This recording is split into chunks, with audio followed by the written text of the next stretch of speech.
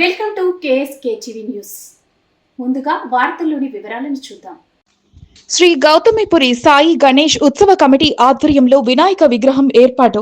అనంతపురం జిల్లా గుత్తి RS railway hospital ముందర శ్రీ గౌతమిపురి సాయి గణేష్ ఉత్సవ కమిటీ ఆధ్వర్యంలో వినాయకుడిని ఏర్పాటు చేశారు. ముందుగా కమిటీ ఆధ్వర్యంలో ప్రత్యేక పూజలు నిర్వహించారు.